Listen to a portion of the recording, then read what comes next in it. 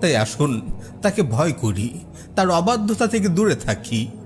আল্লাহকে ভয় করা ঈমানের আবশ্যক বৈশিষ্ট্য। রাব্বুল আলামিন ইরশাদ করেন, ফালা তাখাফুহুম ওয়া খাফুনি ইন কুনতুম মুমিনিন। তোমরা তাদেরকে ভয় করো না, আমাকেই ভয় করো যদি তোমরা মুমিন হও। একজন ব্যক্তি আল্লাহকে ততটুকু ভয় করে যতটুকু মজবুত তার ঈমান। যদি রবের ভয় আপনার মাঝে কম থাকে, তার অর্থ আপনার ঈমান ততটুকু দুর্বল। ইবনুল কাইয়িম রাহিমাহুল্লাহ বলেন, আল খাউফু আলামাতু সিহহাতিল ঈমান।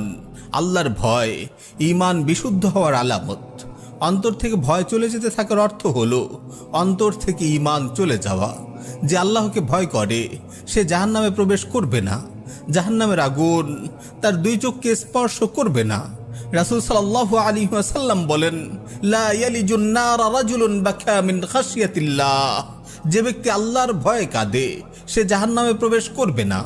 রাসূল সাল্লাল্লাহু আলাইহি ওয়াসাল্লাম আরো বলেন, আইনানে লা তামাসসুহুমান নার, আইনুন বাকাত মিন খাশিয়াতিল্লাহ ওয়া আইনুন বাতাত তাহরুসু ফি সাবিলিল্লাহ। এমন দুটি চোখকে কখনো আগুন স্পর্শ করবে না। প্রথমত এমন চোখ যে চোখ আল্লাহর ভয়ে ক্রন্দন করেছে, আর এমন চোখ যে চোখ জিহাদের পথে পাহারায় রাত জেগেছে। যে আল্লাহকে ভয় করে সে ইবাদতে এগিয়ে থাকে, মন্দ কাজ বর্জনে এগিয়ে থাকে।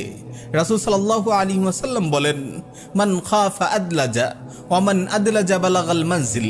যেজন শত্রুর ভয় করে সে রাতের শুরুতেই সফর শুরু করে দেয়, আর যে রাতের শুরুতেই সফর শুরু করে দেয় সে নিরাপদে গন্তব্যে পৌঁছে যায়।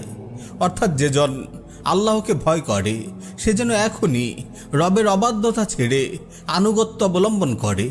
রাতের শুরুতেই সফর শুরু করলে যেমন শত্রুর সকালবেলার আক্রমণ থেকে রক্ষা পাওয়া যায়, ঠিক তেমনি অবাধ্যতা ও গুনাহের জিন্দিগি ছেড়ে ন্যাকের পথ অবলম্বন করলে আখিরাতের আযাব থেকে মুক্তি পাওয়া যায়, জান্নাতের মালিক হওয়া যায়।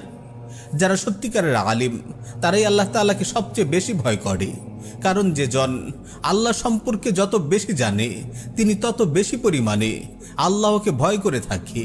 রাব্বুল আলামিন ইরশাদ করেন, ইন্নামা ইয়াখশাল্লাহা মিন ইবাদিহিল উলামা। আল্লাহর বান্দাদের মধ্যে তারাই তাকে ভয় করে যারা জ্ঞানী। ফেরেশতাগণ যারা আল্লাহর অবাধ্যতা করে না কখনো, তারাও আল্লাহর বরত্ব ও শ্রেষ্ঠত্বের ভয়ে সদা কম্পিত থাকে। আল্লাহ সুবহানাহু ওয়া তাআলা বলেন, ওয়া হুম মিন খাশিয়াতিহি মুশফিকুন। তারা তার ভয় ও সম্মানে ভীত সন্ত্রস্ত। এই হচ্ছে ফেরেশতাদের অবস্থা।